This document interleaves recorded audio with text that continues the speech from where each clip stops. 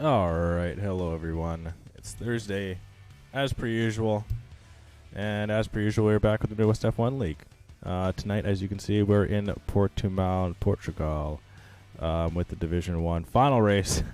And now I think it is. Final race before the Christmas break. I've been wrong like 3 times. But anywho, Division 1 to bring it home before we get it to the break and until the new year. I really need to look at the schedule. No, we got one on the 29th. Yeah, see, that's why I didn't fully commit to that. That's fair. I didn't feel like it was right. Good catch. Yeah, but okay. Yeah, Division 2 was a fun one last week. And as per usual, I'm joined by Jacko. So what says you about last week's Division 2 race in Baku? It was chaos, wasn't it? Yeah. I think we had quite a few retirements, probably the most of the season. I'm not entirely sure on that, but it was well up there. And, it was an enjoyable one to watch, I'd say that. Yeah, it was definitely entertaining, that's for sure. Oh, I just noticed that I had a splinter in the frickin'... Okay. Damn. We're gonna be... It was also wet, I believe, in all divisions last week. And this week we're going to have none of that, which I think will put a smile on most drivers' faces. Yeah, should be dry. So we'll see how things turn out for that. Black Vibes PR with the follow. I believe PR stands for Puerto Rico, right? It's got to be it. I believe so, yes. That would make sense. But yes, thank you for the follow. And what happened last week? We'll start with Division 2 here. So, well, at least the changes in the standings there. Frontrunner now has the lead with Shelly the Turtle not having a good race up in Division 1 in reserve. Scuba Steve now in second. Shelly still in a promotion spot in third, but now he's got Matt Rosie right on his tail, and the GOAT VTech not too far behind as well. So things fairly tight in Division 2, and it's just gotten quicker as well, because CPI Optic as well has been subbed in to the Ferrari team, and DJ Knickknack as well getting promotion too. So that's a quick lobby now. And important for the Division 2 standings there, Scuba Steve is in the Division 1 lobby today. So he'll get a potential bonus there, or maybe it'll nerf him. We don't really know how that's going to work out. Yeah, no, true enough. It's a scary thing kind of jumping up in the division. I mean, it is offered to more points, but you got to earn them, and it's just that much harder to earn them. But to the Constructors' Championship in Division 2, AlphaTauri leading the way with Williams, Red Bull, and Aston Martin sitting in the 1, 2, 3, 4, and we'll throw in the Mercedes there as well, sitting in the 300s within 100 points of the AlphaTauri team. So not too far of a difference between those 5 teams can swing in a week. So we'll monitor that, and we'll see where we are in the last week before the end of the year. I'm not sure. Do you want to go down to Division 3 for that race, Jack? Do you think that'll be fun? Whatever you think, Crash. I'm stick with you. I think every division deserves some screen time, so for sure that would be an honour to have a look at those guys. Yeah, I know. I agree. It's just so tough to work everyone in then as well as always have D1 casted at least. So maybe we can. Division 2, they've always had casters, so maybe Hotspots in Division 3 right now. So that at least will be up on the YouTube channel for anyone interested in Division 3. You can check that out. But yeah, so the lobby is just loading up here. We'll check in the total, or the future schedule as what has happened in the past. Azerbaijan, like we said last week, we were not there. Importantly enough, Ryan Rod's missing out on the podium. It's Scornsey picking up a 3rd place. So that is very important to the championship fight. Hey, Jacko? Absolutely. Huge that Ryan missed out there. I think I heard that he made a mistake, which is very much unlike him. And, missing the podium for the first time in the season. And, of course, onto the podium, another GSR guy was Edwin with 2nd place. A great job by him. I think that's his first podium of the season. He did win one last season, though. So there's still more to come from Edwin. Yeah, and where points were missed by the one guy in the Mercedes, they were picked up in the other. We'll look at the Drivers' Championship quick, and then we'll go to the Constructors. But well done to all those on the podium there. Ryan Rod's now sitting in 2nd with Scornsey leading the way in Division 1. Cake Thomas and Lancey sitting 4 and 5. And Race Day and the Alfa Romeo now in the 3rd spot. Yeah, GSR really taking over that top 10 there. You can see even Edwin there and Hock sit as well. It's just, it's all over the place. Edgar needs to sort of pull his weight a little bit there and make it into the top 10 at some point. I'm sure he can, though. Yeah, and he even said that he wasn't scared of the McLaren curse, but we'll see if it's maybe knocking him a little bit. But yeah, he needs to find some consistency. Right. Yes. there's a complete scuffle here in the pit lane. There was definitely an unsafe release by one of the teams. There were cars flying everywhere. But I can't really tell if that's latency on my perspective or not, but it looked funny. Yeah, lots of ghosting there, that's for sure. And then quickly over to the constructors, like I said before, where the Mercs lost some points with Ryan Rods not having a good finish. The other one picked it up in Edwin, finishing second and still holding on to a solid lead for the Division 1 Constructors Championship title. The McLaren still sitting second, the Alfa Romeo team, not too far off of the McLaren boys, actually. So that's something to watch for. Is the McLaren curse a real thing? I've got to say, it doesn't necessarily mean that the McLaren's not going to win races. I just think it means that the drivers aren't going to maximise their potential. It's like you might expect Scornsy to be champion. If he comes second, I think that sort of does satisfy the curse. Yeah. What would you say about that? No, the curse is still alive. So Hawksit is just finishing up the last couple of turns here. If you want to jump on board with him there, Jacko, and we can take around the track. Hawksit, you said? Yeah, Hawksit. He's the leader right now. Quickly take a peek at the track, and if we have enough time, we'll get to the results of last race entirely on the screen there. But as you can see, Portimao with 15 turns, and it doesn't look like we have time for the full-on results. We'll get on board with Hawksit. Yep, Hawksit has opened his DRS. He's heading down towards turn 1. There's a little bit of a, I was going to say rise, but it's the complete opposite. That's a dip before turn 1. Makes it kind of interesting to brake there. They're now into the first hard braking zone, turn 3 actually. This is turn 4, which is kind of easy to lose the rear as you come over a crest. Another DRS zone here, down the hill towards the sector split and also the hairpin, which is a potential overtaking zone, as is turn 1. Easy on the acceleration, up again the hill through 7 and 8. These two right-handers, 8, very easy to lose the rear. We saw many cars lose it over the years here. And now another crest, very undulating track past the Visit Portugal sign. Don't know why you'd need to visit Portugal if you're already there. But now through this blind right-hander, which is very tough to pick a braking point for. He manages very well there. And into the final sector, a bit wide, although it looks like that was his line actually. And then the final turn that you have to brake for doesn't apex it, but you don't really need to. Plenty of lines through there that are viable. And now plunging down the hill to end the lap. There will be a brief amount of DRS before the line, and he sets an 18-1, which is pretty competitive, I'd say. Yeah, not too bad from Hawksit right out of the gate. We got Sharia over next, and then it is actually Scavney, followed by Reinrods, and then the two McLarens with Edgar, and then Scornsy is actually into the pit, so I believe that's just missed Smith Pell? No, Smith Pell is actually spun. So he's around. That was the other Alpine in Scuba Steve there. And then we've got Lansey who's about to start one. Aston Martin who's about to start one. So that'll be Mitch Burns who's on his way to finish. And then closely following is GSR Edwin picking up a podium last week. And we'll see if he can continue the form here in the Merc. Lovely colored Merc it is. And he will put his car up second just behind his teammate. And then we have more times just flying over here. Starting with race day. And Cake Thomas, I think he was invalid actually.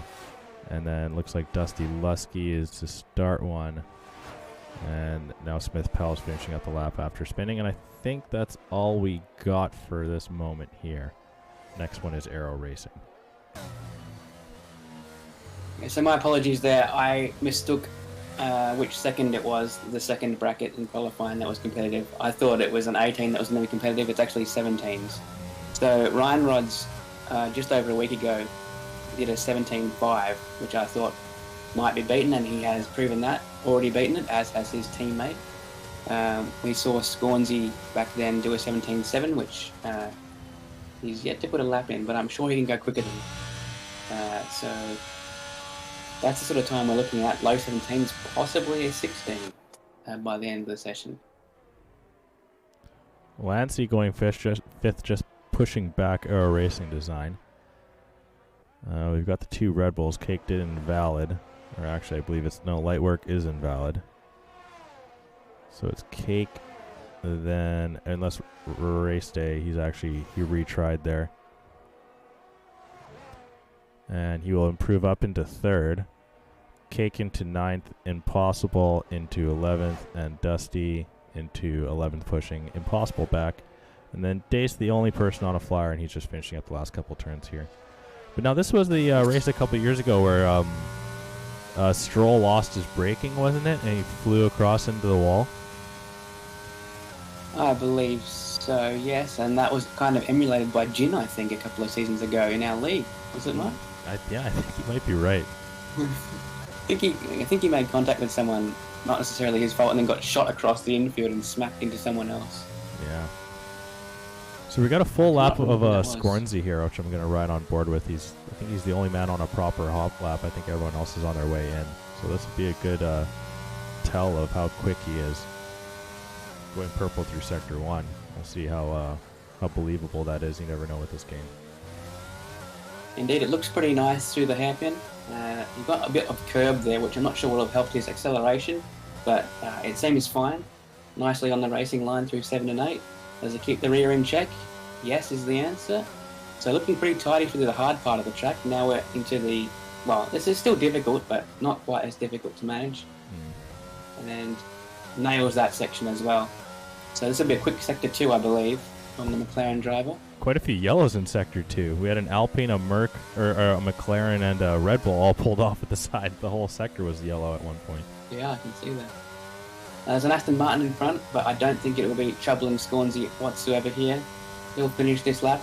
Whether it's a banker or a really attacking lap, we'll have to see, but here he comes, goes second. Oh, very close. Less than the 10th difference to Ryan, currently on provisional pole. Nikki resubscribing with his Prime. Thank you. Mother Ellie's in chat. Hello. And Grumpy Old Catman. Love to see it. Thank you very much for stopping in, guys. Hello, everyone. It looks like Ryan Ross has just started one as well. Yep, so already with a fantastic banker, which is good enough for provisional pole, Ryan is actually invalid. I think he just nicked that curve on the exit of one, I believe. So he'll be doing well to put the hot lap off and maybe go on again the next lap, or maybe he needs to go back to the pits. I don't really know what the fuel loads are going to be in these guys' cars at the moment.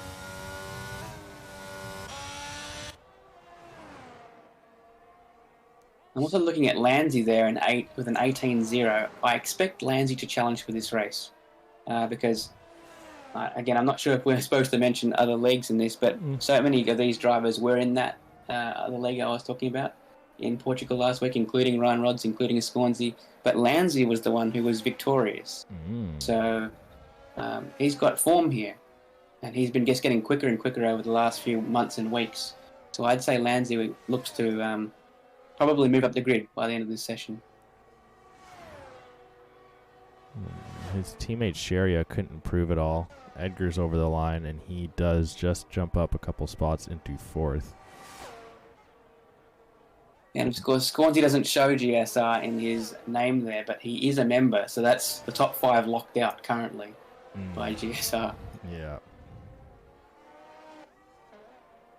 Should mention that there's 18 cars in the lobby currently, which means we're missing 2, that being a Ferrari and an Alpha Romeo. So I think that's J-Cast and the Alpha, and the Ferrari is Stay Irons.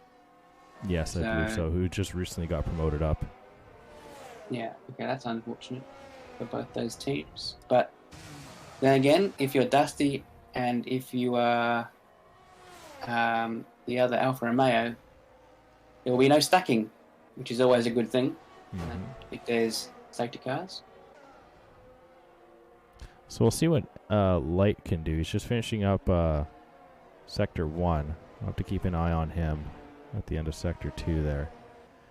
We've got Mitch Burns next over the line here. Actually, no, sorry, he's into the pit. So it's Sherry into the pit also. Is that Arrow? Edgar's into the pit. A bunch of people into the pit. So yeah, Arrow's the next over.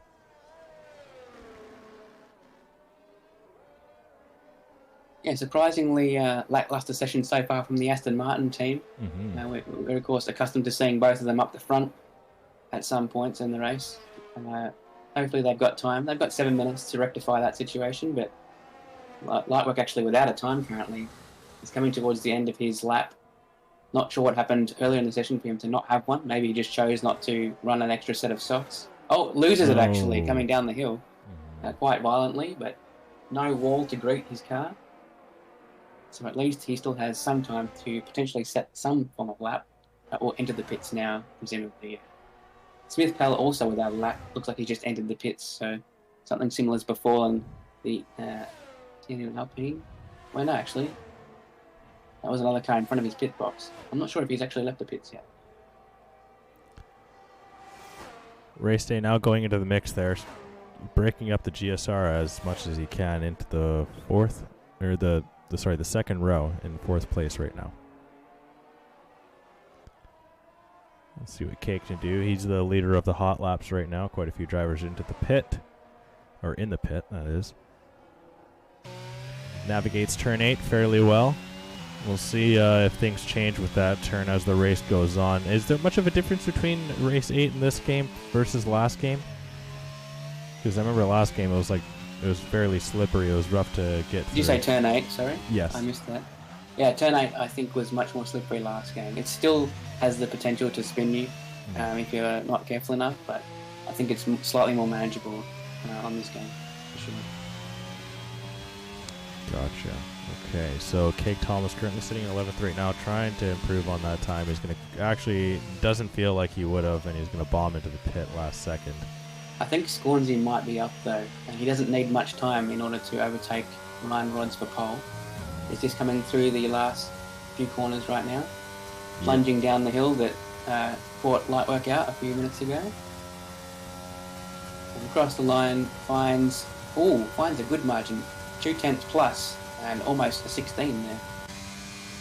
Yeah, nearly into the 16s, that's for sure. Days improved up into 9th now. Edgar. That's more like it. Yeah, that sounds about right. Edgar's on an out. Rich Burns is on an out. Let's see, and I think that's about it.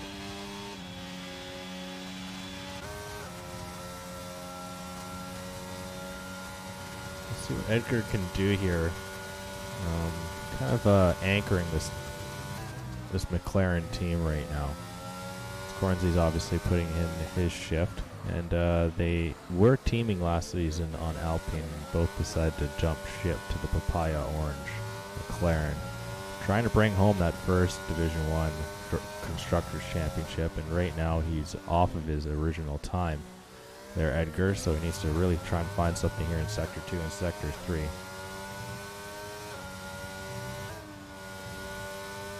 I've just noticed that there's already a steward report for Division 5. Oh, damn. That was pretty quick. That is incredible. In other news, apparently there's only 5 people racing in Division 6, which is... Ouch. Oh, and Edgar just spins and saves it, but into the wall. Yeah, that's not too good. It's always the last division just ails. So that was turn 8 claiming him, I guess, from where he is currently? No. That was, wait, no, that's much later. Mm-hmm. Interesting. It was 11. And we lost a Visit Portugal sign as well. That's sad. Oh, it was a Fly Emirates sign. Oh, on the other side it says Visit Portugal. Oh. No, on the back it says Fly Emirates. Oh, gotcha. Which is weird, because why would they pay for signs facing the wrong way? That's true. Maybe the back of the sign forward is free to the country. Let's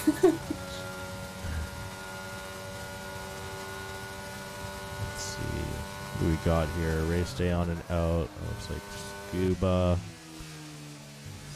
Scuba Steve doing well on his return to Division 1. I believe he was Division 1 a number of seasons ago, was he not? Yeah. Yes, he was. Yeah.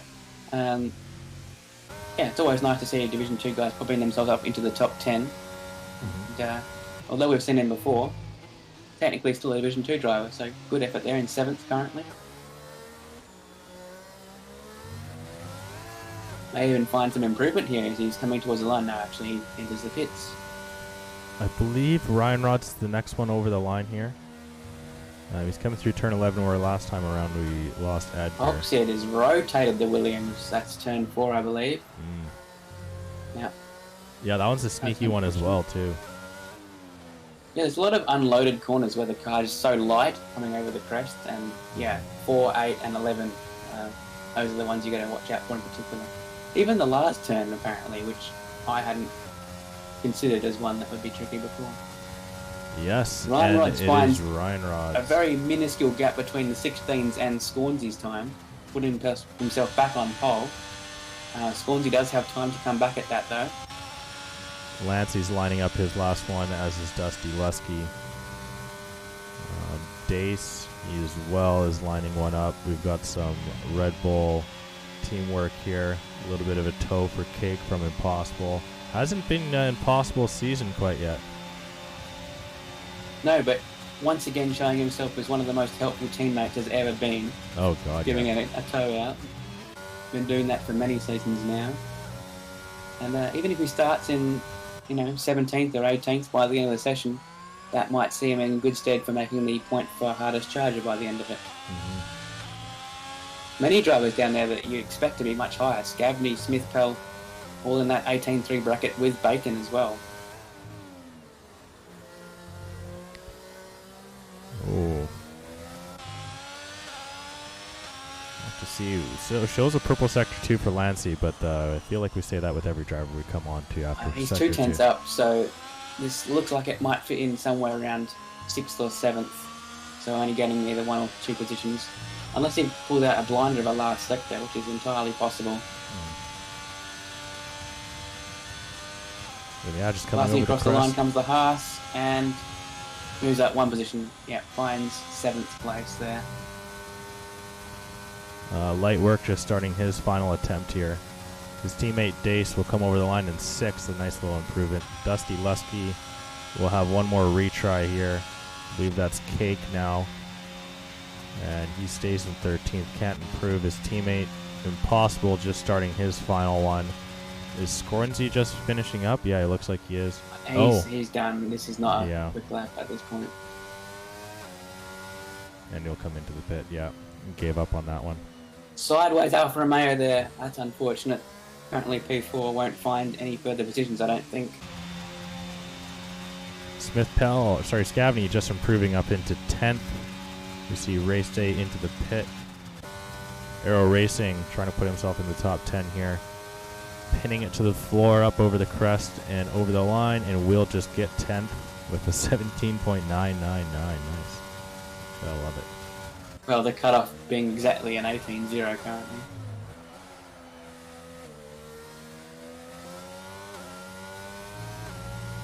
Here we go. Interested in Light Work here. Yeah, Light Work. And is that Lancey behind him as well? He's pitting. Yeah, Haas is pitting. Oh, 4th place there from Light Work. Really pulled that out. Needed that. Well, in qualifying, it doesn't matter how many. Yeah, true. So it looked like Dusty might have actually been able to improve on his time, but he coasted over the line and ended up not. So he's sitting 13th. Such fine margins, though. You find a 10th, you might find, 2 or 3 positions on this grid. Yeah. Very close. Yeah, it was very interesting from Dusty. 3:17.5s, 3:17.6s, that's crazy close. Dusty led off after the final turn, and he only missed out on his fastest time by 2 tenths. Did he let off, or was he? No, he fully on let off. Okay.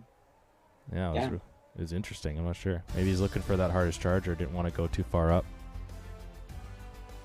It's entirely possible. We'll see. But the qualifying order is as follow. Ryan Rods in 1st, Scornsy in 2nd. Big surprise with those 2. Edwin in 3rd. Light Work with 1 lap. The 1 lap wonder in 4th. Pretty much a one-shot qualifying for him. Race Day and Edgar in 5th and 6th. Dace, Hawksid, Lancey, Scuba Steve is our top 10. And then we see Aero Racing, Scavney, Dusty Lusky, along with another Canadian, Mitch Burns, Cake Thomas, Sharia, Smith Pell, and Impossible Bacon bringing up the rear. So any true surprises for you? I mean, I can't really pick one. Bacon being last is a surprise to me. But I mean, like, But someone's got to be. the grid's so close that it can happen. You have an off day, you know, you're all the way down the bottom. Definitely possible. I think light work would have been a surprise if he wasn't up there, but he managed to grab it at the end. So, yeah.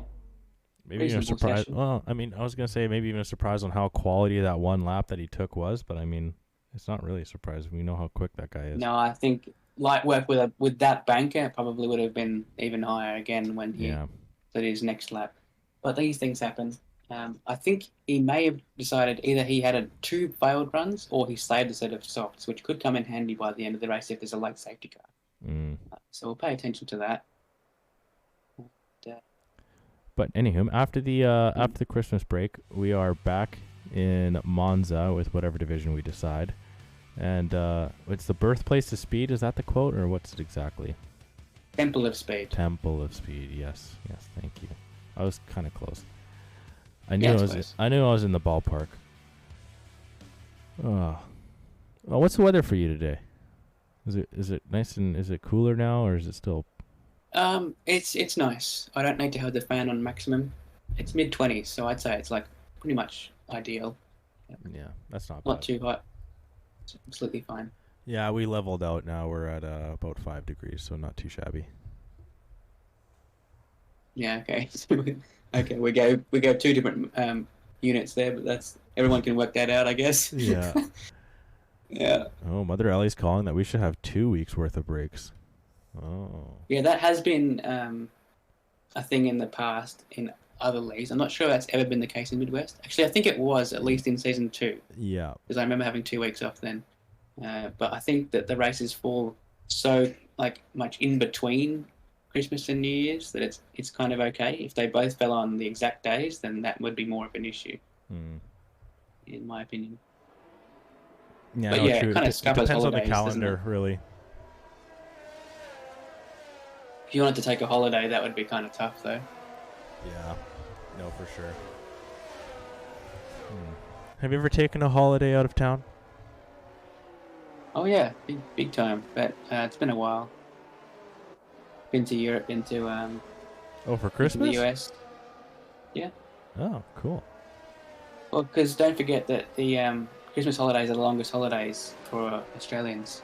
Because our school year and university year or whatever, it ends in December and restarts in February because it's summer. So it's not going to be the same. That's the best opportunity to go on holidays. Fair enough. That's true. Okay. Yeah, the only thing that I could ever say is that I've been up to my grandparents up north. That's about it. And believe it, Jacko, there is more north than where I live. I can believe it. Yeah. I can believe it. Mm-hmm. All right. Well, I'm looking at the tyre selection here, and that all of the top 6 are on the medium compound, probably to be expected. We've got Dace on the hards, and as well as Scavney, Sharia, and Bacon throwing something different into the mix. With Smith Pell, the lone soft runner, on the last row of the grid, he'll be looking to make some moves early on. They will probably only last him maybe 9 laps, roughly. I think mediums can go a good halfway into the race, depending on the wear levels of the driver in question. And hards can do well over 20. So, in a 33-lap race, softs are kind of tough to start on because you might even struggle to make a one-stop work at that. Yeah, no, for sure. I mean,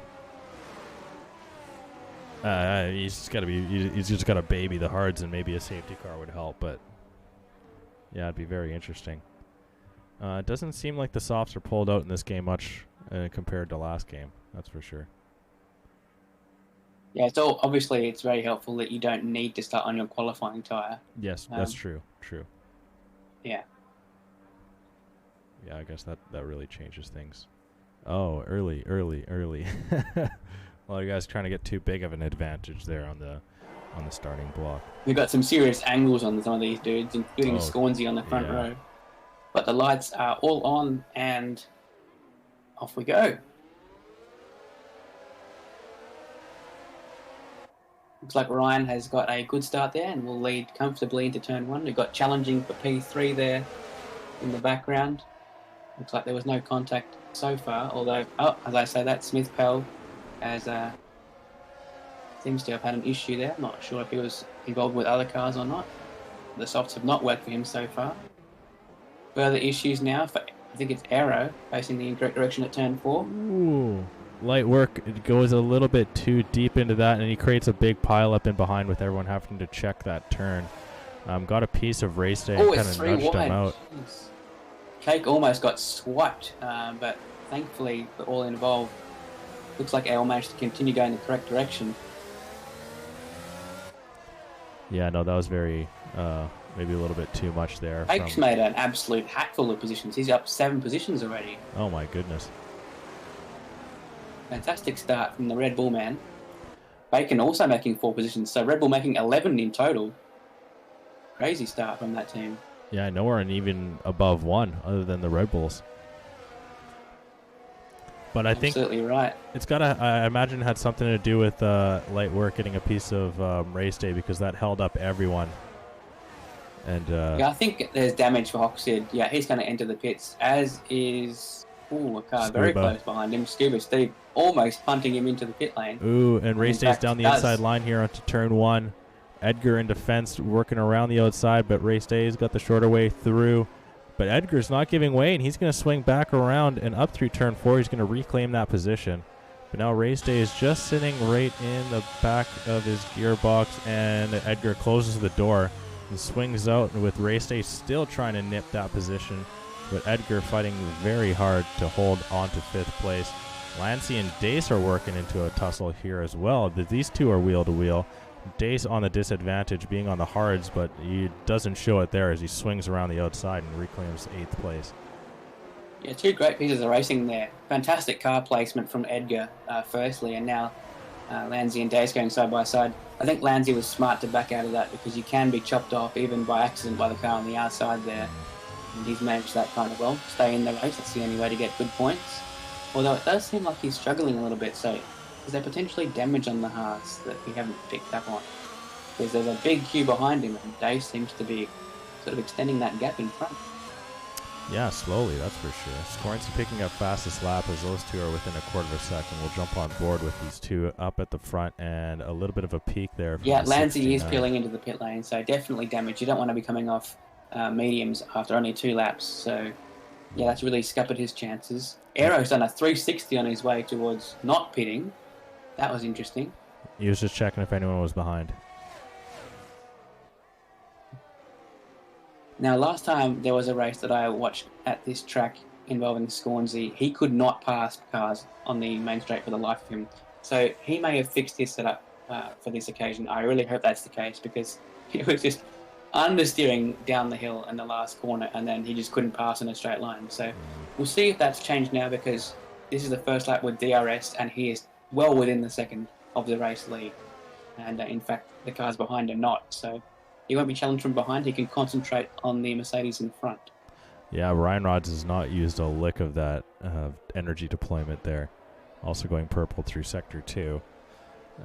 We'll see how much he's going to use that in defense, and how much Scornsy's going to invest early on here, with Ryan Rods getting a really good run out of the final turn, and we'll see if Scornsy is close enough.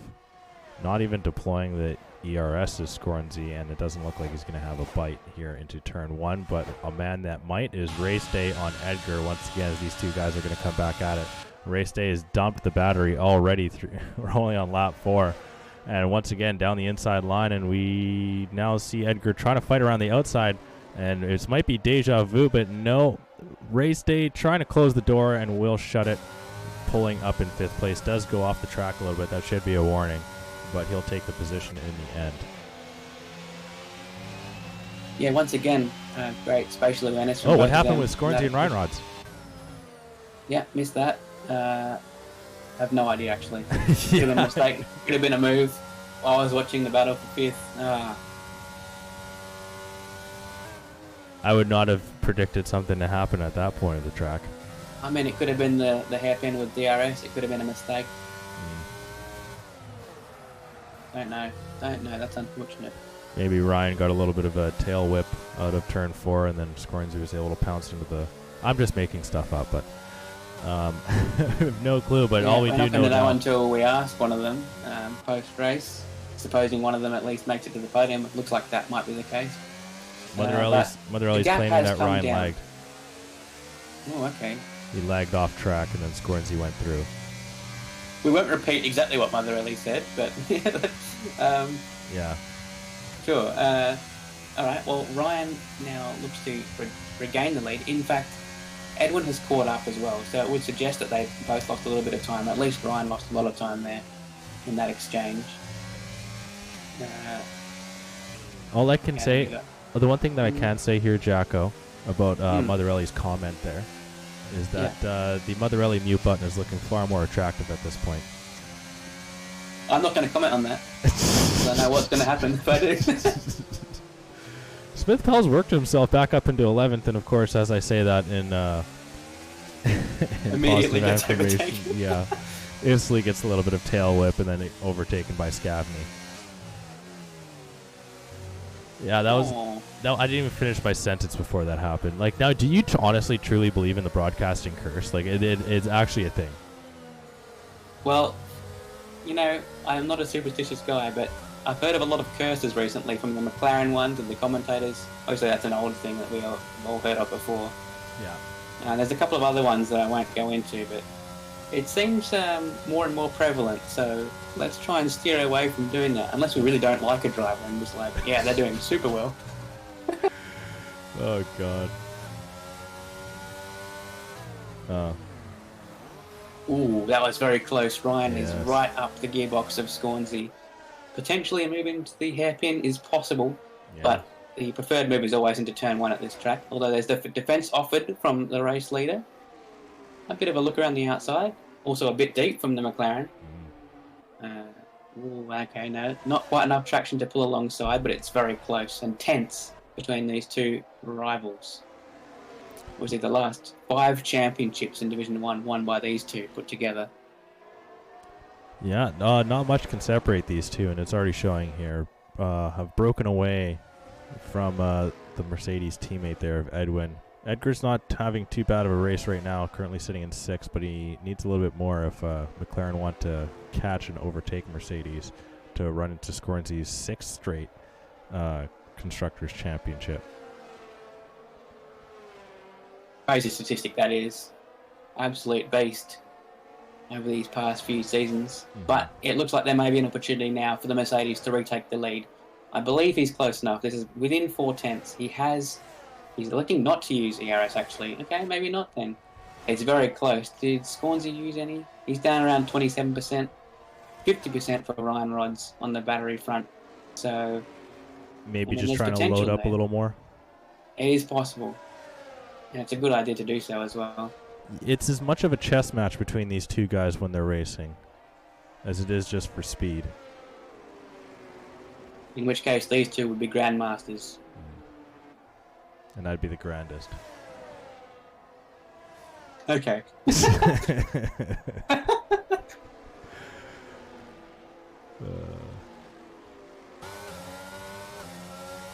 No, there's a reason why I don't drive, okay? It'd just be boring for the league, right? I don't know what you mean. Incredible final boss you are in the 1v1s in the Thanksgiving thing. Hoxid's had further issues, by the way, in Sector 1. Oh, you're lucky I didn't put on the damage on full or realistic. You would have been grinding. I actually was expecting that. That's why I didn't go past you. Yeah, I knew you were waiting for me. It was a chess match between you and me as well. Race day getting light work. Yeah, light work actually lost it, I believe. He's just recovering now. Yeah, he's going to be under some pressure here from Edgar. Edgar's within a quarter as of a is the second. race leader. Ryan Rods is about to pull out of the slipstream. He's down the inside at turn 1. Scornsey goes for the outside. He's off the track though. That might be a bit naughty, but not too naughty. That might be a second warning as well, because I believe I caught him going off earlier too. So he might already be under a little bit of limits trouble here, and then once again defending the inside line. Yeah, I think we can tell that he really doesn't want to lose the lead. Yeah, and Ryan Rod's now trying to switch him back. Scornsey pushing him right to the outside. This will be a brave move if he can pull this off. Oh, he's really going to try and send it. And a little bit of contact between these two guys as they both come up on the turn 8 corner, and Ryan Rod's just like sticks the car so well. Perfect car control. and placement from not only the race leader now, but also Scornsy not to make contact with him. At least if there was a bit of a brush there, it was only that and nothing well, it wasn't bad at all. It was just good racing. Mother Ellie's actually saying that Scornsy doesn't even have any warnings right now.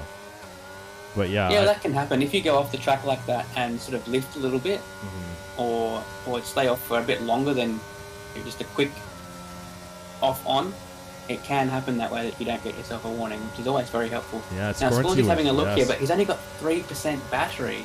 This is not... it's not going to... What's the word I'm looking for? Not ideal. Yeah. It's not sustainable is the word I was looking for. Yeah. Like, even if he got past there, it would be very difficult to maintain it. He just needs to stay with the race leader for a few laps, recharge the battery, and use the DRS to stay with him. Well, he was deploying right out of the final turn there, and he picked up quite a bit of time in light work and Scuba Steve with penalties. And light work not having the greatest race here, falling down a little bit down the order, and now also has 3 seconds to his name, which will see him at least losing 1 position at this rate. And you never know how late safety cars can come out and really scupper your plans even further. Scupper. That's a good word. Yeah, I'll try not to overuse it. I've been using it a bit recently. Notably, there is a gap forming at the front. It's 1.001. Oh, now it's at 9/10. This is key. Yes. Scornsy really needs to stay underneath Just 1 teetering. second at that green dot on the map. And I think it's going to be over. Yeah.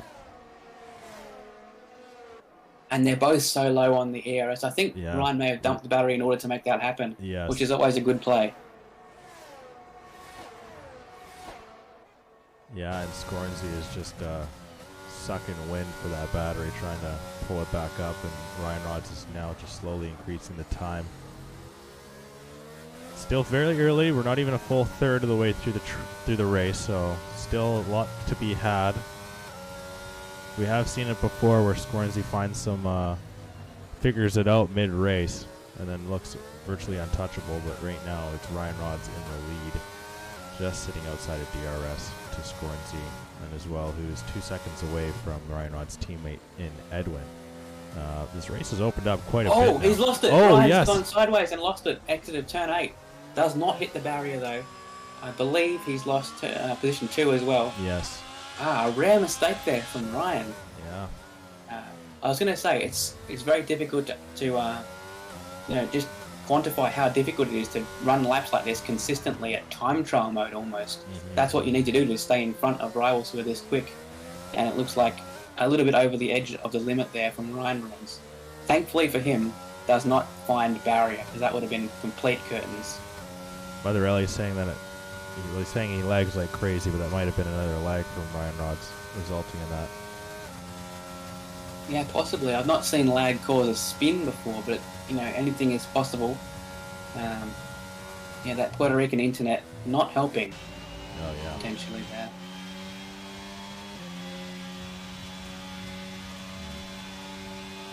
Mother Ellie saying she feels no sympathy for Ryan Rods. I'm just kidding. I'm kidding. That's not what I read, but fair enough. Smith Powell is the first driver in the pits, and I think we expected that given he started on softs and was the only one to do so. Made them last a good 10 laps though, which I think he really needed to do to make the hards get to the end. And he did actually bring back quite a few positions also. Yeah, especially given that he was facing the perpendicular to the track at turn 1. He's going to find some traffic here on the exit. These tyres will be very difficult to heat up. His teammate is swooping around the outside. Smith gave him some space there. That was good teamwork. Not sure if they're communicating or not. But these tyres are going to be so hard to warm up, especially with how slippery this track is. And Lanzy's all over the rear of Smith right now. I wouldn't be surprised if Lanzy sends one up the inside into turn 5, the hairpin. Yep, the Haas is there. Smith provides some space, and it looks like the move is complete. And same place for Lanzy. Slips a little bit on the exit too there. I should mention first scheduled pit stop. We had some pit stops for front wings on laps 1 and 2.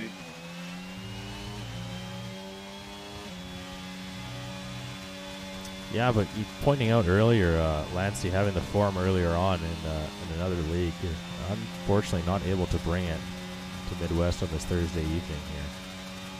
Yeah, he definitely had damage. His margin to the lead at that point was 44 seconds. It's now 50. So, well, actually, he's on hard, so it's kind of difficult to ascertain whether he's lost time due to that or something else. But for sure, not the race he wanted. And of course, it could be floor damage as well. We just don't know the extent of the issues facing the Haas driver. Ryan Rod's has now pulled himself in DRS range of Edwin there. And then just kind of slowly gaining a little bit of time on Scornsey as well. But I mean, you gotta think that little spin on turn 8 is just gotta be on the back of his mind every time coming through that turn. It always puts a bit of doubt in your brain, but I think he's confident enough driver to overcome that as Scornsey enters the pits after only 11 laps. As does Ryan Rods. Ryan Rods follows. That surprises me. That really surprises me, in fact. A safety car right now would put Edwin in the absolute perfect position. Even other drivers in second and third might find themselves in front of Scornsey and Ryan. So that's a risky strategy. I guess they know what they're doing in that case. We'll see how that plays out. They might come out in traffic as well, which would be detrimental. It looks like Scavney and Bacon are going to come up on their position. And indeed, at least one of them is going to go around the outside. And there's contact. There is contact. That is Bacon and Scornsey. Bacon finds himself in the middle of the track as well, which is kind of dangerous for those who came through. But everyone avoided the Red Bull, luckily for them. And Scornsey is, I guess, counting his blessings for that one. But look who's right behind him now. Yeah. So a blessing for Ryan Rods for sure. I got a terrible angle on that because I was on board with Ryan and it didn't show that collision. Scornsey going a little bit deep there through the hairpin. Yeah, you got to wonder, is that just the tyre warm-up phase or is there damage to that McLaren? That would be awful news if that was the case. That's what I thought. Risky in the fact that there could be a safety car now, but also risky in the fact that you come out into traffic and you put yourself in that situation where cars are not obliged to let you through. In fact, they're probably actually on quicker tyres at that point as the hards heat up, looking to get it past you and not lose time themselves. And it puts you in those situations which can be dangerous for race leaders. And race day's actually got... Oh, sorry. Yeah, Edwin's in the pits. Is he? Okay, yeah. I don't see the notification on my screen, so it's kind of really weird. Yeah, a couple of other drivers in the pits as well. That's Dusty, Mitch, coming off the mediums, presumably going to go for hards here. It looks like Scornsey does not have damage because he's sort of extended the gap a little bit to Ryan there. They're on even battery as well. Yeah. So it looks like Scornsey may be okay for now. Although he looked a bit wide in turn 1. Again, not really an issue. And Edwin's in front of them both. New net race lead right there. However, he'll be struggling right now. Again, the heat-up phase is going to favour now Scornsey. And it looks to make a move into the hairpin. Oh, a bit of a defensive move and then comes back to the racing line. And Scornsey's going to sort of try and second-guess himself there, Scornsey. cut him down the inside, and with that tire advantage of having those hards warmed up, he will get it. Now, is there going to be any sort of team orders here from the Mercedes with Ryan Rods now on the back of Edwin, and Edwin's going to be struggling a little bit on these hards? Is he going to let him go? Yes, he does he is. cut down the inside line, and yes, allows Ryan Rods around and through to go try and chase on to Scornsey. I mean, Edwin shouldn't really have any sort of real pressure there for third place. We'll see how long race day goes on those mediums. No, he's actually in the pits himself right now, which I'm not sure how close he was previously. I don't think he was actually within a window. But pressure tyres towards the end of the race could see him charging back towards this lead trio. You never know. Could be helpful. There's a safety car as well to have pressure tyres. And race day is on. It seems like everyone's going past, including a couple of cars behind Sharia and Aero, both in front as well of race day. Now this is going to be very tough for race day to try and hold it, keep the time as close as possible on these ice cold hards. Okay, so intel from Mother Ellie, who's doing a fantastic job of relaying this stuff to us, is that there's no damage, which is always good to hear. That won't ruin any fights, potentially. The problem that might impact the fights up front, though, the net lead, I should say, which is currently P6, as we have I think someone's gone off. Is it a Red Bull, maybe? Impossible. It's impossible. Damn. Bacon's race going from bad to worse after that collision with Swansea there. The problem for Scornsey now is going to be he's coming up to traffic that has no obligation to let him through once again on hard tyres. He's going to catch Scabney first, and it might be actually a good time because he might be able to blast right past with DRS. But then potentially Dace a bit later in the stint. We've got Lightwork and Cake entering the pits right now. They're going to go to the hards themselves, I imagine, which leaves Edgar in the race lead for McLaren currently. Yeah, it's potential revenge time here for Scavney a little bit on Ryan Rods, as Ryan Rods just edged out Scavney in the best opportunity that Scavney had to win a driver's title all the way back in, I believe, season 5. I think it was 5, yeah. That was a heartbreakingly close title fight there for Scavney. Ended up I believe tied. it was in fact a draw, was it not? Yes. Ryan Rods pulled it through with having the overall wins and being the tiebreaker, or the more wins, that is, being the overall tiebreaker between the two drivers. That's right. And it's not difficult to beat someone's race win tally when they actually haven't won a race in Division 1. Very impressive for Scavney to be equal on points with a championship lead without a race win. Yeah, it's unreal. Just like the consistency of the guy is just next level. Absolutely. And we'll see now. This might be very important for Ryan Ross to try and potentially get the overtake on Scavney as well coming into turn 1. Yeah, if he can absolutely do it, he needs to pass at exactly the same time that Scornsey does. Or get Scornsey before he passes Scavney, but that seems less likely. It looks like a chicken for DRS right here. Oh, understeer. A bit of understeer pick up there from Scornsey. And there's a bit more momentum on the side of the Mercedes behind him. They're probably both going to pass Scavney here, who stays to the left. Big toe here from the Mercedes. I don't think he's going to get past Scornsey.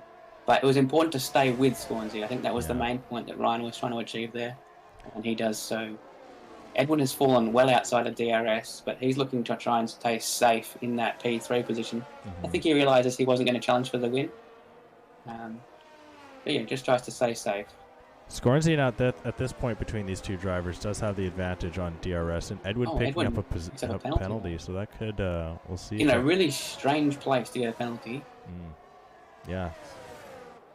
We'll see if that... wasn't he on the straight when he got that? Yeah, I know. I was looking back. I didn't even look. What?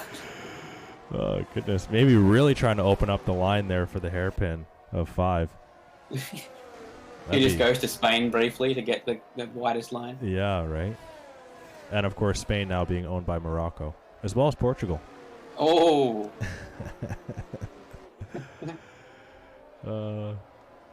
Man, dude, like, soccer Twitter is just ruthless. Oh, it's just the most toxic place in the world. Okay. I'm not sure about that. I think I've seen lots of toxic places, but for sure, there is an argument there. It's pretty bad. Now, Scornsey just picked up the fastest lap of the race, which is an attempt, I think, to get away. And Ryan has actually got himself quite low on battery. So, as you said, Scornsey does sometimes pick up the pace late in the race. Maybe the hard tyres more to his liking than his rivals. Well, we have known that Scornsey will set up a setup more for one certain tyre than another. Yeah, I can certainly imagine it being the hard tyre as well, particularly for this track. Smart choice if that's the case, because that's the tyre you spend the most time on, and therefore can stand to gain the most and lose the most time with.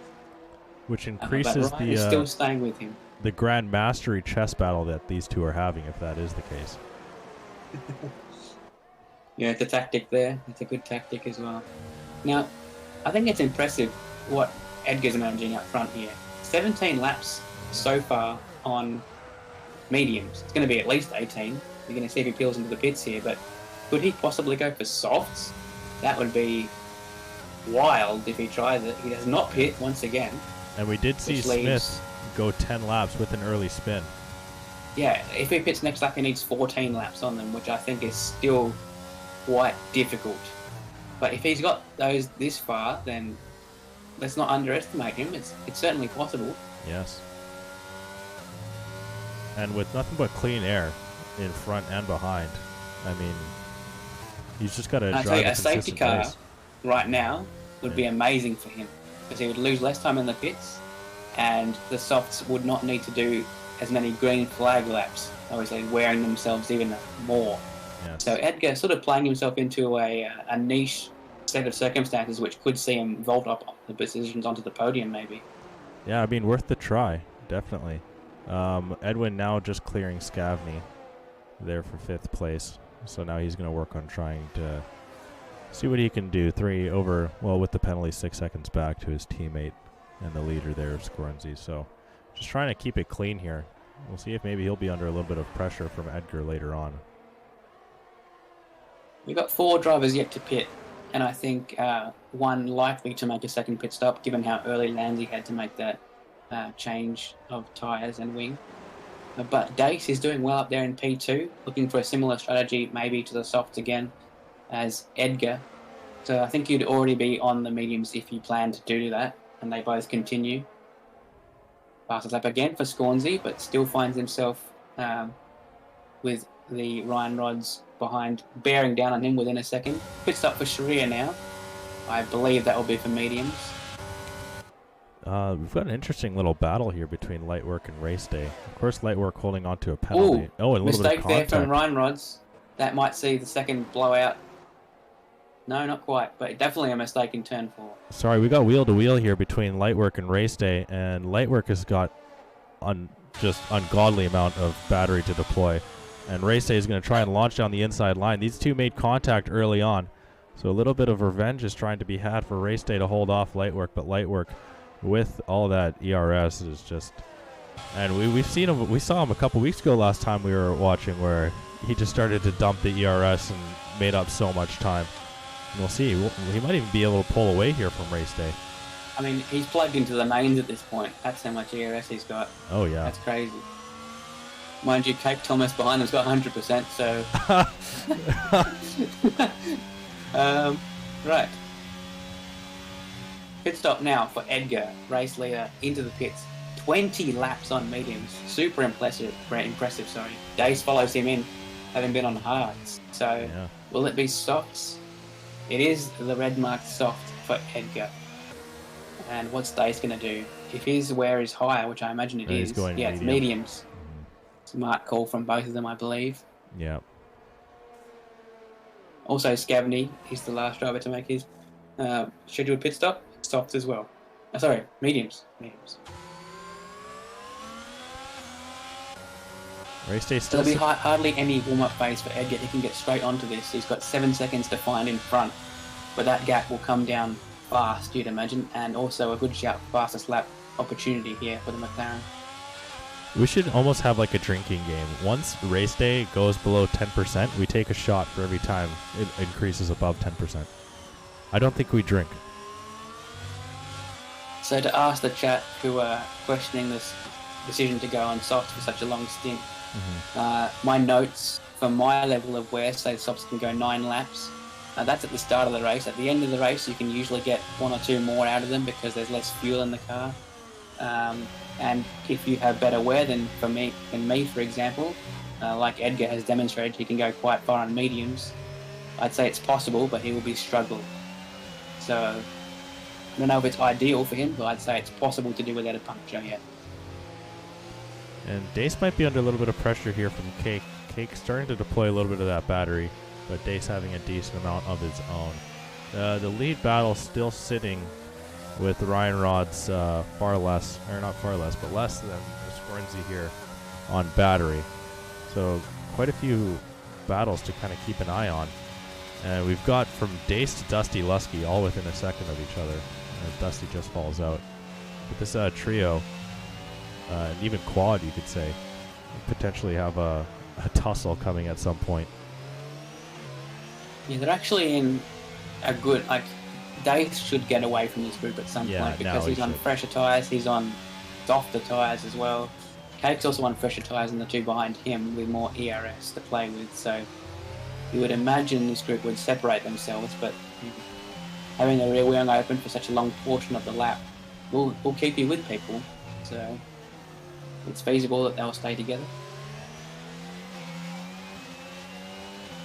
In fact, Dace does break away from that second mark as we speak.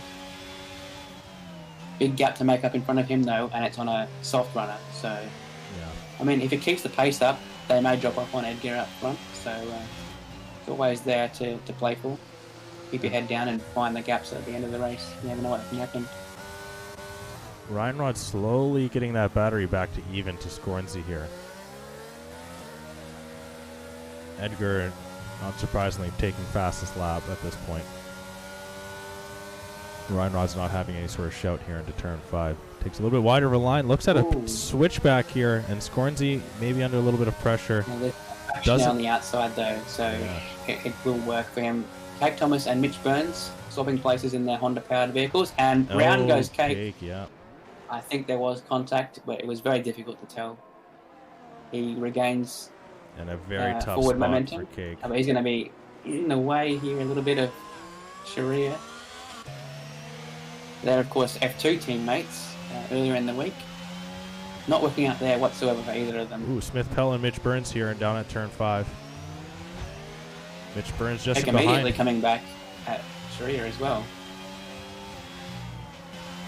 Yeah, these two wheel to wheel now. And is Cake going to try and hold up the inside line? And these guys, how do they not make the contact? Super risky move there, wow. But pays off. Pays off. I don't know. You need to put so much trust in Sharia then to not turn a little bit earlier. But Sharia is a trustworthy driver, so fair enough, I guess. Yeah, that's for sure. That was very close between those two guys. And still Ryan Rod's just on the back of Scornsey, and looking at that battery now, Ryan Rod's has been able to load it up a little bit more.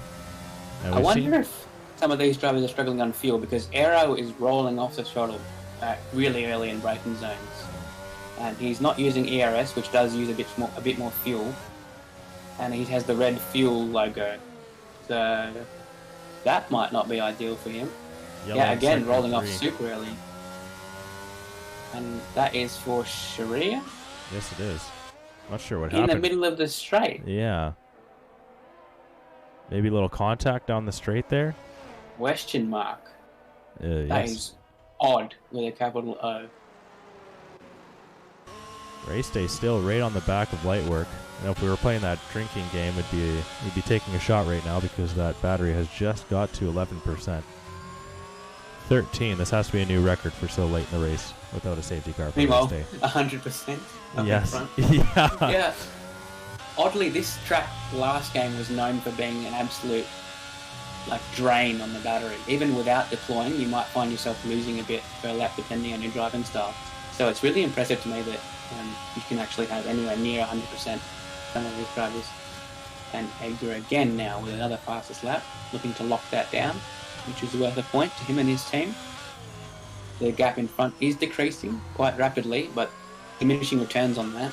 And by the end of the race, he's going to be struggling, as we mentioned. Dace behind is actually 10 seconds adrift, which won't please him. But again, if he continues pushing, that may swing in his favour, let's say, in the last few laps. Mitch and Smith again swapping positions, as we've had. What was that? Oh, that's a lapped Red Bull. That's unfortunate. Ooh, Smith going around the outside here on Mitch, trying to get that position back, but it doesn't look like there'll be room for him. He takes a very sharp line through turn 4, but he's right on the tail of Mitch, and he's going to open up the inside line here for turn 5. 2x2 behind them as well. Yes. Landsy outbreaks Aero, but goes a bit deep, I think. Smith has found the inside on the left, and now he's completely ahead, I think. Behind them, Landy just about stays in front of Aero's Williams. The number 71 is looming, though, and might have a run. Not quite. He's close enough to make a lunge, though, if he so chooses. Thinks better of it, though, and I think he's still saving fuel by the looks of it. Yeah. And yeah, he's got listen 100% to that. He battery. just backs off so well. Race day's finally gone past light work. But light work's coming back I think at him. it's going to be fairly brief, yeah. Light work's still not even deploying any sort of battery. The fight's kind of pointless as well, because there's a penalty involved in this. Unless that evens out at some point, Lightwork might be content to just, doesn't look like he's content at all. Is he maybe trying to it down the inside? I mean, this would be godlike if he was going to be able to bait race day into a penalty. Because race day does not They really hold each other up. Yeah. If they hold each other up too much, then Eddie's going to be with them in seconds. As Mitch Burns and Smith again swap positions through turn 4, side by side once again. There's DRS available for Smith. He's going to launch it down the inside. identical braking points, it would seem. And better traction on the outside once again. It looks like Cake has infiltrated the battle as well and already snuck past Aero, who's, again, trying to save fuel just to make it to the end. Yeah, it seems he's just trying to piggyback on this battle here. Hoping that these guys keep fighting it out so he can just save as much fuel as possible. Yeah, he's just cruising through turns right now, and Cake a little bit of trouble there. And yeah, a little bit untidy from the Red Bull driver there, but I think he caught it pretty easily. I think he just turned in a bit early and then sort of unsettled his car at the rear. So we'll take a peek back at the lead battle there, and Scornsy is dead of ERS, so he must have deployed a good amount in some sort of defense. I didn't see that gap get that close. Okay, Thomas is making a move here on Lanzi. Lanzi's forcing him towards the inside and brakes later. Oh, it was almost contact there. And if there was, that would have been terrible for Cake again. Aero is pitting for maybe a fast lap attempt here, going for softs. There are 7 laps remaining, I believe, for him. Race day getting light work taking some very wide lines and not having a sniff there. Yellow flag there, and that's Cake. Cake, yeah. Around turn 5. But now Edgar is caught up to light work and race day. And we'll see how much. What does he do now with that, though? Does he chill behind them a bit and save his tyres? Or does he just go flying past and try and get ahead? Yeah. Well, looking at flying past, there goes the Aston Martin with a huge amount of speed compared to the Alfa Romeo. Partly a function of using just 20% of his battery. Not much, you know. And Edgar's just sitting right behind here, and he can see that race day is got the blinking red light. I think for Edgar, though, it's one thing to catch people, but passing them is another beast. It depends what sort of wings you're running, you know, the top speed, the downforce, etc., etc. It may be more difficult to pass. That's the question for this McLaren. Really Lanzi also into the pits again after 25 laps on hards. Ignoring blue flags for Bacon. Wow. Stop kicking him. He's already down. Damn. FIA having zero care for the man struggling. And I mean, it's about time to take a peek at who's the hardest charger. And currently, right now, that sits with Smith Pell, who is a Dusty Lusky with 5. But Smith looking fairly, I wouldn't say safe, but a good opportunity to take it home. Ryan Rods, as well as dumped the battery. As both, and a massive penalty from Scornsy. Oh my goodness. Well, he had been on no warnings earlier in the race, but he's clearly got at least 3 now, and that's huge. Ryan can just basically relax, stay behind. Ooh. He may want to make the pass, but it's unnecessary. Oh, and here goes Edgar, a big lunge down on race day. And race day working around the outside in defense and is going to be able to hold it up. Light work was able to swoop around through turn 2 to get the position back. And Edgar opening it up but not taking a chance there. That may have just been Edgar's lunge, and you might just need to bring it home here. It's unfortunate for Edgar that there is DRS available for race day. That's making it much more hard for him to overtake because that DRS is there because race day is behind light work, obviously. Both of them will pass light work at this rate by the end of the race due to the penalty. As Aero does claim the fast lap into the 18s. Got to watch out for Lancy now, though. Indeed, Lancy 5 seconds behind. I'm saying for fastest lap, that is. Yeah, I realise that. Okay. But there's now potential for Lancy to even catch that 5 seconds because it's basically 2 seconds now with that penalty to Aero. We've got yellow flags in Sector 1. I don't see why. As Bacon gets a second penalty for the same reason. Just nailing this guy. Where is he and who is he holding up? It's a Ferrari, which has to be Dusty. I can't believe he would be doing that on purpose because they're mates. And it doesn't look like he's holding him up at all. No.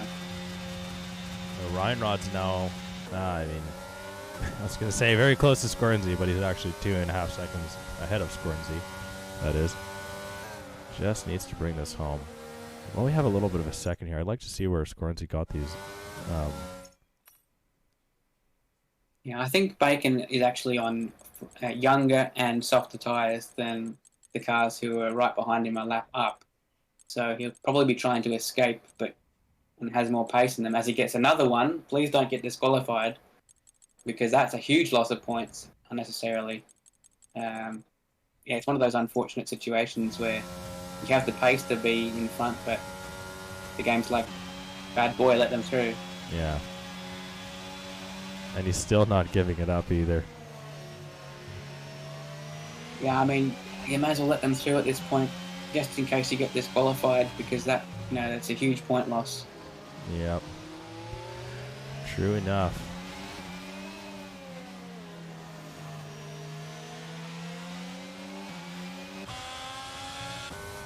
So Lightworks only got 2 laps to go, and he still has nearly full battery here. And there's another one for Bacon possible. again. So he's going to come into the pit. Yeah, smart. Go for fastest lap. Get yourself a point for that as well.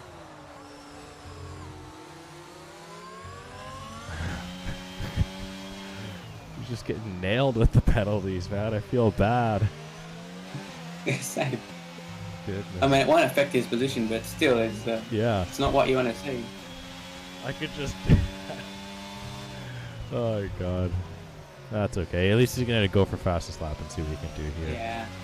I think we've seen the best of Edgar's tyres, by the way. He's about to pull out of DRS range to the battle in front, which may see Lightwork have an opportunity to stay 3 seconds in front of this McLaren man.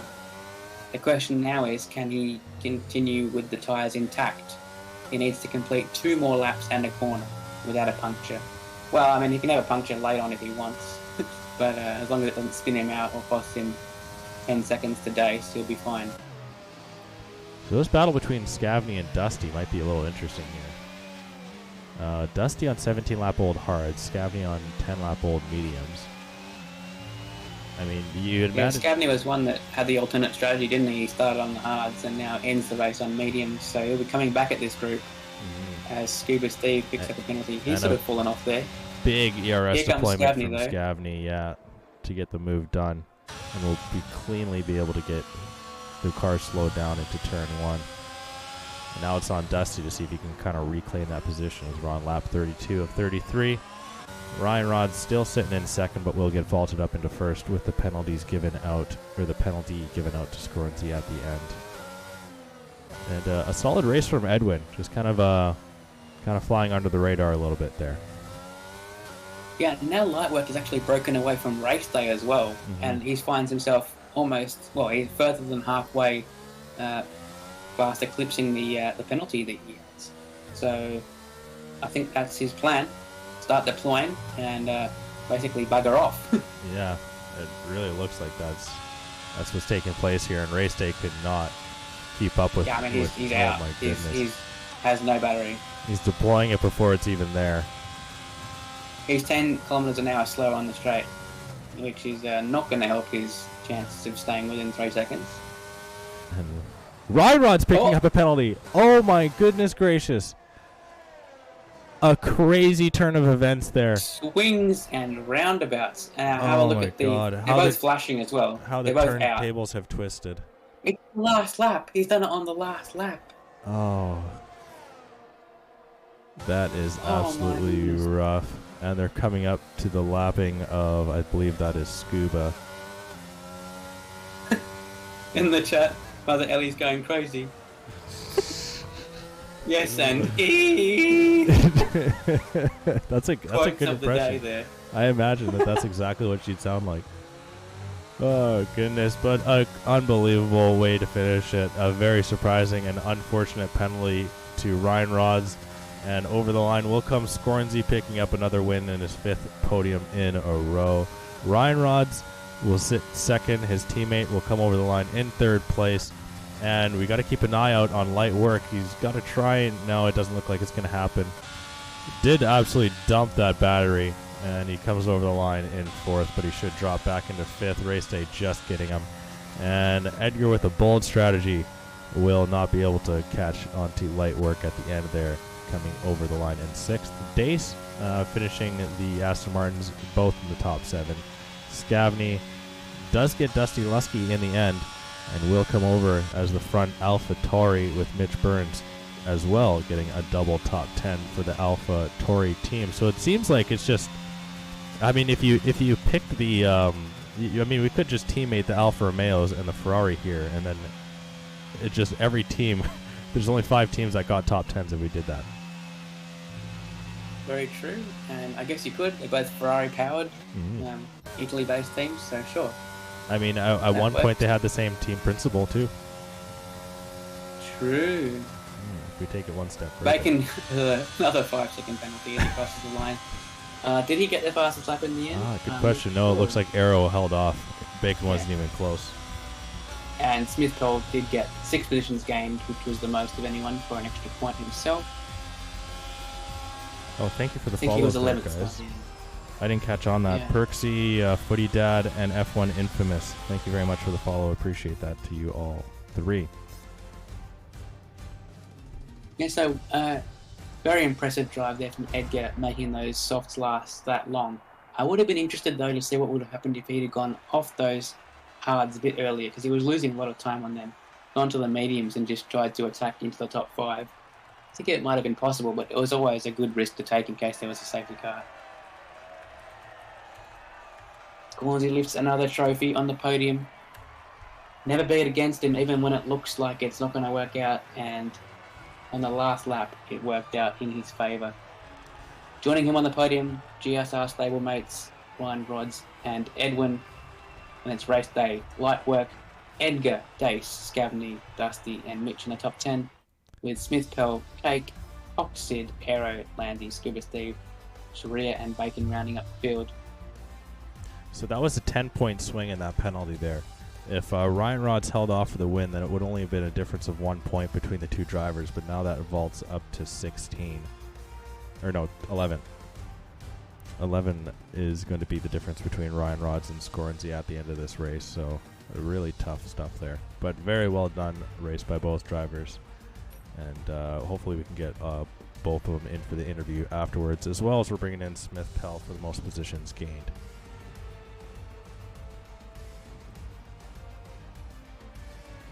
Ryan Rods has opted out.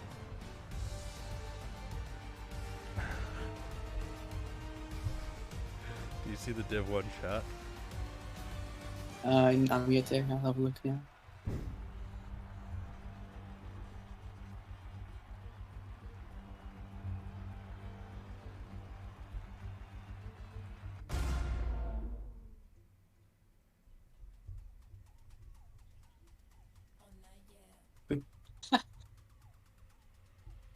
Oh dear.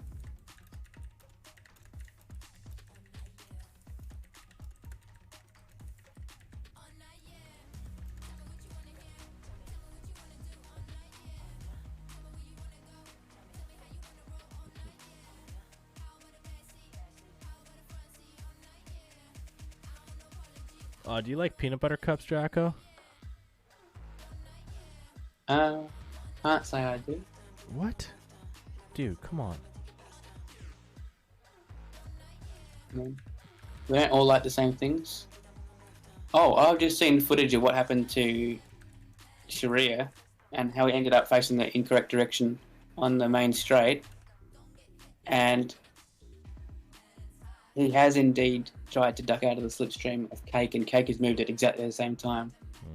And it's a massive pirouette for the Haas. And there are expletives involved. That's a big surprise.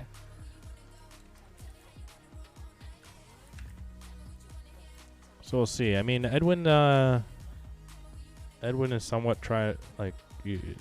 it's almost like trying to herd a cat to try and get him in for the interview, so I don't know if we'll be able to get him. Let's just get Bacon at this rate. You want Bacon? Sure, let's get Bacon. We need to know what was going on with the penalties.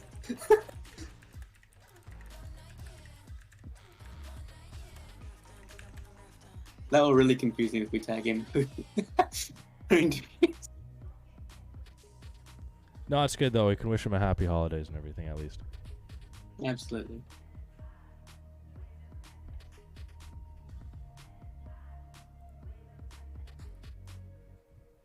Oh, we might as well do a little bit of a announcement.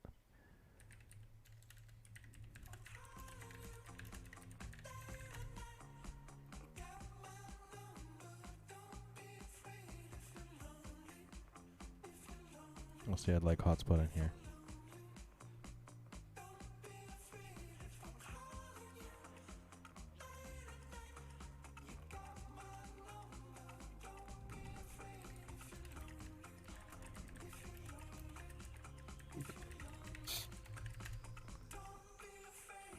You checked like that, dude. Oh god. You get Mother Ellie in here for an interview. Oh, true.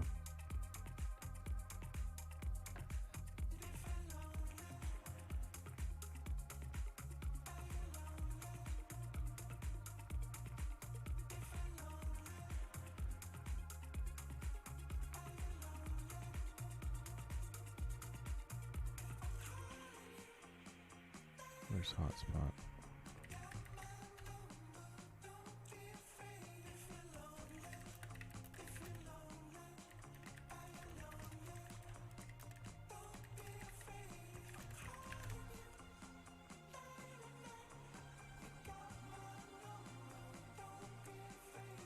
Move me, okay. You just want, I know, Christ. Fine. All right, Scorns, are your hero. What do you want to say? Merry fucking Christmas, man. Yeah, okay, bye. Yeah, fucking Merry Kwanzaa, fellas. Oh. Oh. I didn't know you celebrated. No, I don't. Oh. But to anybody that does, you know, more power to you, and happy holidays. Yes, the political turn of happy holidays as always. Indeed. We'll see. I like Bacon to get in here. Yes, we must know. Yeah, we need. Man, that was something coming out of the pits there. I don't know Oh if you yeah, we guys did caught see that. We did. Yeah. We did. At least I did. I'm not sure if crashed it. And Mother Ellie, it's not always for the drivers. We have had girlfriends in the interviews in the past. True story. Wait, have we? Yeah, we had Nikki's girlfriend in for an interview once. That's right. That was hilarious. Yes. Because That's actually funny. When did that happen? oh, like back in season 2. Oh, When okay. what's her name? I can't remember her name. Anna? Hannah. Yes. Yes. well, never mind. I do remember that because she would tune in, and you would kind of give her crap from time to time. Yeah, No. talking about wine a lot, weren't you, Crash? No. That's not me. Guys later. Bacon, you're really quiet. Oh, there we go. Hotspot's in. Awesome. Whoa, it's a party. Yeah, I wanted to get Hotspot in here for a little bit of an announcement afterwards. Okay. So Hotspot, you can chill if you want. Actually, you know what? Tell us how Division 3 went first, and then we'll get on to the interviews first. Well, Division 3 was a really good race for the most part, and then unfortunately, as this track does after the round of pit stops, everybody kind of gets spread out. But yeah, really good racing for the most part. The got our first repeat winner of the Division 3 season. Not telling you who, but yeah, it was a good one. Not bad. How will we be able to find that out then, Hotspot? Well, because within these next couple of days, we're going to get the race uploaded directly to the YouTube account. And yeah. We love to hear it. Beautiful. Okay, just hang about here, Hotspot, and I'll get to you after, all right? Right, sounds good. Beauty. Okay, we'll start with Scornsy. A surprising win there. Well, I mean, surprising in the end. I mean, you did, of course, hold the lead for umpteen amount of laps in that race. It was quite the chess match, as Jacko and I were talking about through the interview. It was brought up quite a few times. Now, first question is, we thought maybe had an idea that you showed a little bit more pace in the hards and the mediums. Did you have your setup for the hards a little bit more, or was it just the way that it went? No, not particularly like set up for the hearts, but I mean, the way that I did have my car set up, it made it feel good, at least on the on the hearts. So yeah, I felt a little bit more comfortable on the hearts, to be honest. I guess compared to some of the other people on the hards, I know people were having a tough time, especially getting them up to temp. I remember a couple of people were saying that they felt like they were just on ice. Mm. So yeah, but whew, what a race! What a race! Yeah, a little bit of an emotional roller coaster in the last little bit there. Now, you kind of picked up your penalties on the hards. Was that just how did those come across? Because you're typically not a man to pick those up. The second one, I mean, yeah, for sure. This track I struggle at a lot though, big time, especially the going wide at turn one. That's so difficult at least for me to carry the speed that I want to through there without, going off wide or going out wide. But man, yeah, I was pushing like crazy. And like you said earlier, it was just a chess match. But yeah, it would have been interesting to have seen how things would have unfolded without those penalties and whatnot. Because I feel like maybe I don't know, maybe I'm wrong, but I feel like once I had that penalty, Ryan maybe was just kind of like sticking with me. Just kind of taking it easy, staying in the DRS, saving up some battery, so that way, last lap or whatever, he can attack. At least that's what I would have done. Maybe not force the issue, especially if I know that the guy ahead has a penalty. But yeah. Yeah, no, for sure. It was a interesting way that turned out. Oh, Ryan Rods is actually going to come in for the interview. Thank you for coming in, Ryan. We'll get to you in a second here. But now going into the winter break here, or the winter holiday break, ending in the entirety of 2022 off. I mean, are you fully happy with the way that the calendar year has turned out for you? Are we talking just in general or or racing? Racing. Yeah, we won't get personal terms. Yeah, I mean, racing wise, this season, it's been okay. I would have liked, I think, a stronger result. One of the races, I don't remember which one. I think it might have been. Hold up, let me look at the schedule. It was, yeah, Brazil. Brazil's where I finished P3, I believe. Yeah, but anyways, yeah, that would have been nice to have finished, because I know I got a P3, I believe. So, but otherwise, I mean, podiums, keeping that streak going, just that consistency, finishing out this season or this year, before the break with a W at a track that I've never really been the strongest at. I enjoy it a lot, but I don't know, I've never really been the quickest or whatever consistently. But today I felt, pretty good, but on point. Okay, well, good to hear. It seems like we got quite a few guys to get through the interviews here, so I'll let Jacko have at it, and then we'll get right on to Ryan Rods. Yeah, so one thing we've missed out talking to you so far, Swansea, is there was a bit of a skirmish there with Bacon as you exited the pits. So could you run us through exactly what happened there on your POV? Oh, I mean, I'm not gonna comment. I haven't watched it back. I haven't seen it. From what I remember, I just I tried to get close enough to Bacon for us to like go side by side, and without messing him up and myself, of course. But unfortunately, just whatever happened, and again, I apologize to him. I'm not exactly sure who's 100% at fault or whatever, but again, I never like doing that with coming together with anybody in a race like that. So especially coming out of the pits, it's been a very, very, very long time that I've had an incident like that with another car coming out of the pits or whatever. So again, I don't know if Bacon would like to comment on that. well, from a neutral's perspective, it looked like a racing incident. So I think that was all right. And congratulations once again on a fantastic win.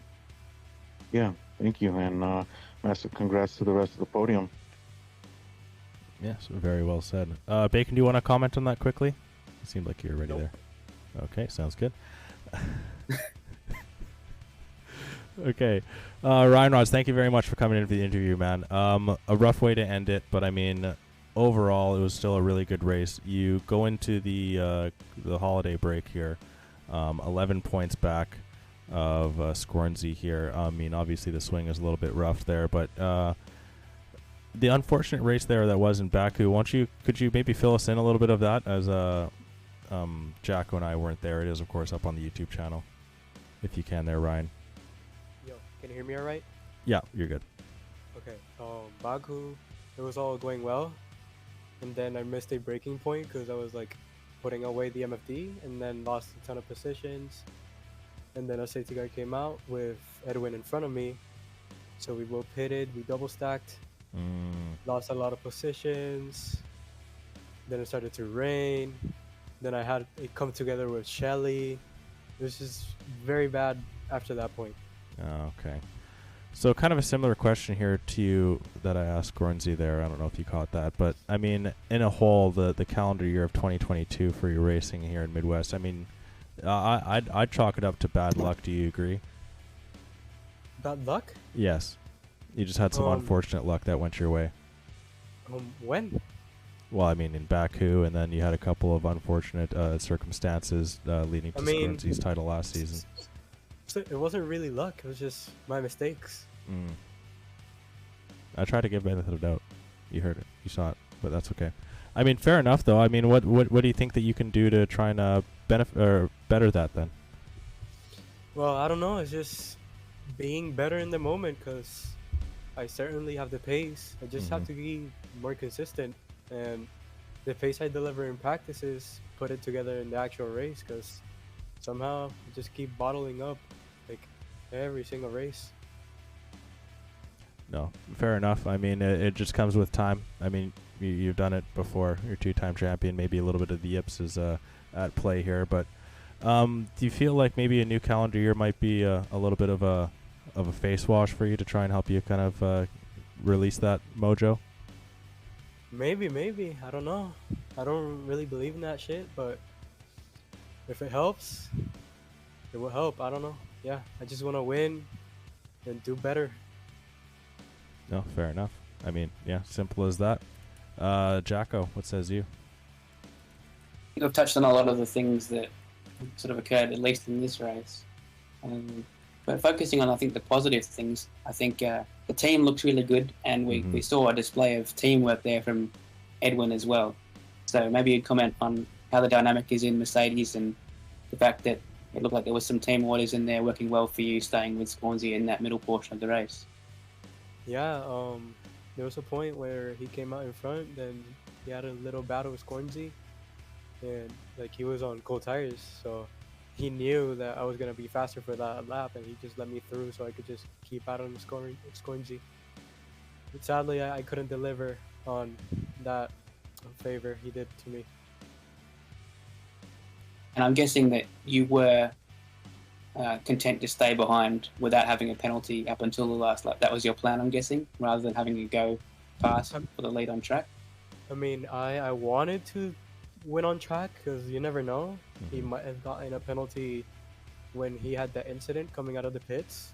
When maybe he went wide or something. So I was like actually trying to catch up to him, but that last lap I cut the inside of a corner. I don't know, very weird.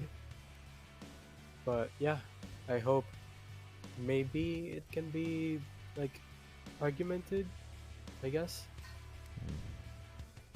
Okay. Well, it's a good thing to have a bad day and still be second. So chin up, and I'm sure you'll come back into the swing of things and pick up a lot of wins in the rest of the season. Yeah, I hope so too. Thank you. Yeah, very well done, man. Best of luck the rest of the season. Thank you for coming in. Appreciate it.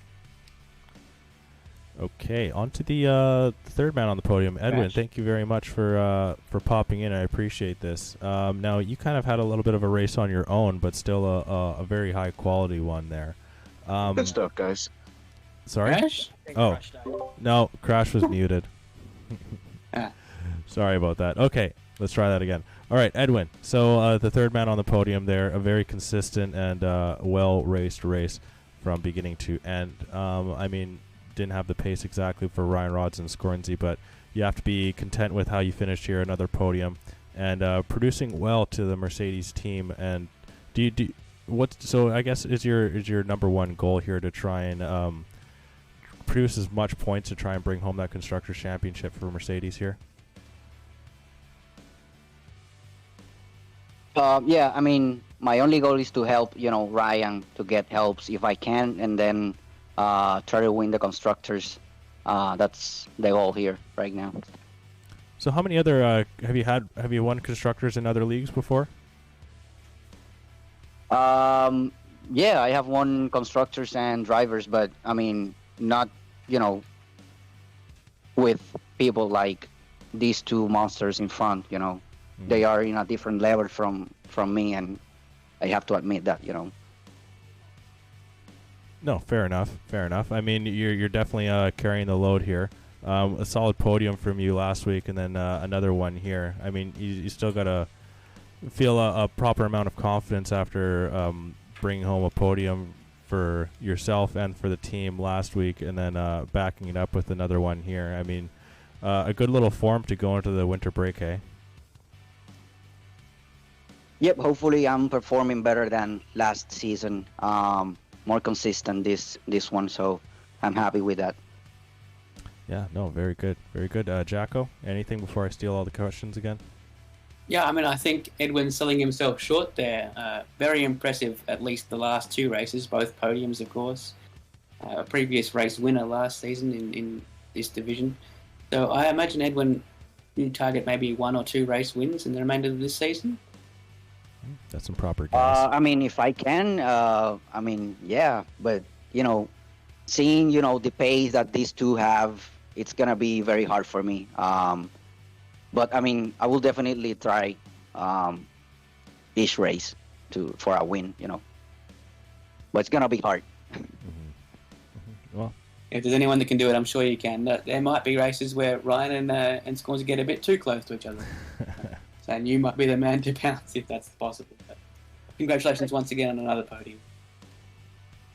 I actually have a quick question for you here, Edwin. I just thought of. Do you kind of knowing that the Scornsey and Ryan Rod's duo and how close they kind of have in their points and everything like that? Do you feel kind of a direct competition with Edgar on the other side there? Yeah, I mean, that's my other goal, to finish ahead of Edgar each race, because he's my direct competition right now in the constructors. But yeah, I mean, this race, it seems like I had more pace than him.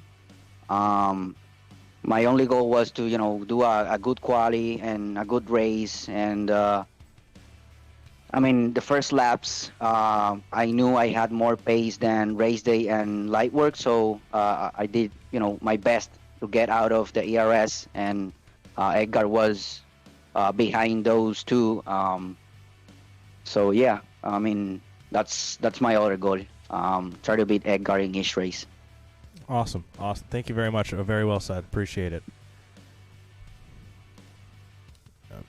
Okay, we'll kick it over here to Smith Pell, hardest charger man this evening. Now, typically the hardest charger goes to the guy who didn't end up getting the best qualifying but found the pace during the race. Now we'll kind of go off and start about the strategy here. Did it kind of just play exactly out how you wanted it to?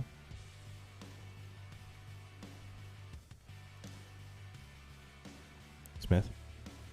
Sorry, the question was for me? No, sorry, it was for Smith. Oh, sorry. Smith? I see you unmuted yourself, but we can't hear you yet, my guy. Nothing. Okay, Smith, if you figure out your mic, just kind of like speak up here, but we'll kick it over to Impossible quickly, and then we'll bring it back to you if you can kind of get that sorted. But so Impossible. Actually, Jacko really wanted you in here, so I'll let him lead the way. Okay. Well, sorry to bring you in here, Bacon, after what must have been quite a tough race, but we need to understand what was going on with the stewards there, just handing out penalty after penalty for blue flags. But it seemed like you were getting away from the pack behind. Was it a glitch, you think, or what was going on there? No, it was done on purpose. I was, if you remember to season 3 or 4, I think, I kept Jin in my DRS, around Bahrain short for like 15 laps, when I was lapped. Yeah, so I was just doing that with, I think, Dusty and someone else, I think. Ace, maybe? So you were pulling them along, helping them, but it was giving you Sneaky penalties. Oh my Yeah, God. their closing speed was just a bit too much for me into turn 1, and I couldn't break the time barrier because they would just get so close. That's So, such a you answer. It's not only qualifying that gives people slipstream, but in the races. The race, I not even got on the away same with it for a team. good couple laps, but Oh, I God. started losing too much time. That So is were you too anywhere funny. close to being disqualified? I got to 20 seconds, so if I got one more, I would have been DSQ'd. Okay, which is why you pitted. Yeah, to Okay. get out of that. Oh, that's brilliant. That's Oh more my understandable. God, you're hilarious, man. That's so Yeah, good. I mean, I pit after the contact with Swansea because it broke my wing, and then they didn't change my wing, so I had to pit again to change it. And by that time, I'm lapped, and there's probably not going to be a safety car, so my Okay. race was more or less done with. Fair enough. Fair enough. Awesome. Well, thank you for that answer. That was totally worth it. Yeah, and commiserations on the bad luck there. Yes. Yes, for sure. Okay, Smith, you figure out your mic? Can you hear me or no? Yeah, we can hear you now.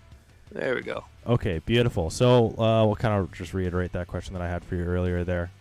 So the kind of the way you picked up 6 positions, I believe it was in the end there. Just the strategy from the race start just kind of play out exactly how you anticipated, or was there any audibles you had to call? I mean, the first one was I took contact first turn and got spun around, so I had to catch up. Didn't gain as many positions as I would have wanted on the fresh softs. I was hoping for a safety car. Obviously, if I could have got one, then it would have really played into my hands a bit better. But I don't know. I was mostly just trying to do something different after a really shit qualifying. Fair enough. Jacko, he used your swear word for the next 2 weeks. So What? yeah, sorry, I don't make the rules. But yeah, fair enough. I mean, it worked out really well for you here. I mean, it's got to be good picking up those positions, kind of find yourself in a little bit of a relegation trouble early on here. But what are you going to try and better coming into the next, well, I mean, one more race to finish off this year, but going on to the next calendar year? Yeah, my consistency hasn't been there. Qualifying especially. I actually thought I had some decent pace in the race there. Did 24 laps on a set of hards and 10 or 23 and 10 on a set of softs, so struggled with the end of those tires. But quali, I had another six or so tenths, and just didn't put a good lap in the first 2 runs, and then the third one I had to protect. So yeah, just need to do a lot better, and I've had two DNFs, which just kill you in this league as well. So the good news is putting points on the board gets you back into it pretty good. Yeah, no, fair enough. Well said. Jacko, what says you to Mr. Smith or Pell? Yeah, I'm not sure I caught too much of the action with you there, Smith, this race. I did notice that there was contact at turn 1, and that you were the only driver to start on soft, and only one of like 2 or I think maybe 4 drivers to even use that tyre. So in hindsight, would you rather not use that tyre, or was that purely just because of the contact that it didn't work out? I didn't think it worked out that bad. I figured if I could get to lap 10, then I'd be okay to get the hards on the way, all the way home. And I thought I could undercut a little bit if I was pitting 2 or 3 laps earlier than the medium runners anyway. The contact really hurt me because I was about 6 or so seconds behind the field when I got spun back around. So who knows if I could have picked up a couple more positions and then not have had to battle so much when I came out of my fresh hards. Hard to say. I mean, I think in hindsight, if I would have been on the mediums, I might have been able to do a little bit more, but it's hard to say. Fair enough. Yeah, at least he picked up something out of it, and that's the hardest charge of this round. So congratulations on that. Thank you very much. Okay, yeah, no worries. Thank you very much for coming in, Smith. I very much appreciated that. No worries. Okay, so while everyone's here, and if you want, you could. But if you want to unmute your mic, you all, and just especially you there, Hotspot. Now I have brought this up to the commissioner himself, the Lord and Savior, that being Pork Chops, and we have come to an agreement that we will be sending you a little bit of a Christmas gift in the form of currency for all of your hard doings here in the Midwest F1 League, and that is just a little bit of an appreciation of all that you do for us here. So if everyone wants to clap, everyone clap for Hotspot. I mean, I hardly do that much. I literally just sit here and sit behind a microphone. That's, I mean, man. Yeah. There's got. I mean, how long is the list of people to thank with this league? Surely I'm about 10 people down at this point. I mean, still, you've been here for so long, and you do so much, and I don't know, that means a lot coming from you guys. I'll say that much though, because like, y'all do a lot of work. I know that. Ida Pork literally has a life. I mean, you all have lives, and you do this. There's so many different people that just do so much with this. I feel like I hardly do that much compared to guys like you, guys like Peter, like Pork. Well, it's going to be a little bit. I'm planning on doing a 50-50 drive here as well, so there'll be chances for other people to get their some sort of thanks back. But we always try and push back into the league, and like you said, yeah, there is so many people to thank, but I mean, you are one of them. So we hope that it helps you out a little bit in the holiday season. I really appreciate that, guys. That means a lot coming from you guys. That means a lot. Of course, no worries. I mean, you do a great job in what you do, and uploading that to YouTube every day, or every week. So I very much appreciate that. Damn, thanks, guys. I really appreciate that. That means a lot. No problem, man. No problem. But okay, so a little bit of a happy note here to end the stream, and so we'll Hotspot. I need to DM you to get that sorted out here, but that is pretty much it for here in the Midwest F1 League for until the end of the holidays. So, to the middle of the holidays. So, if there's anything left to be said here from any of the Division 1 boys or even Jacko, we'll start with you. Any shout-outs for anyone? No shout-outs for Jacko? Scorenzy? Just have a nice festive season, everyone. Oh, perfectly said. Scorenzy, anything from you? Not just happy holidays to everyone. Hope everyone has a good one, and yeah, thank you. Thanks for tuning in. Of course. Yeah. No. I guess I'll just bring it home here, guys. So, as kind of said before by a couple of the other guys, happy holidays to everyone. Stay safe, enjoy, and have good family time with everyone that is able to. As everyone knows, there's always family here in the Midwest F1 League. But as per usual, check out the sponsors: Raise Energy, Epos Gaming, and Sim Racer Coin for all of your good stuff there. YouTube, Twitter, Instagram for all of your social media outlets as well. If you're watching it live right now on Twitch, and if you're watching it in the future on YouTube, go check out the Twitch. So thank you very much for everyone that has tuned in. Thank you for being a part of what is another great season, or another great start of the season. And it's kind of I'm trying to close it off for the year, but I keep forgetting the bloody race on the December 29th. But anywho, hopefully we'll see you then. Hopefully you stay safe. Hopefully you have a good time, and hopefully you drink a lot of boozy booze. I have been Crash McQueen. We have been in the Midwest F1 League. I've been, as usual, joined by El Majako himself, all the way in the future in Australia. You have a good evening, and good night. Bye, everyone.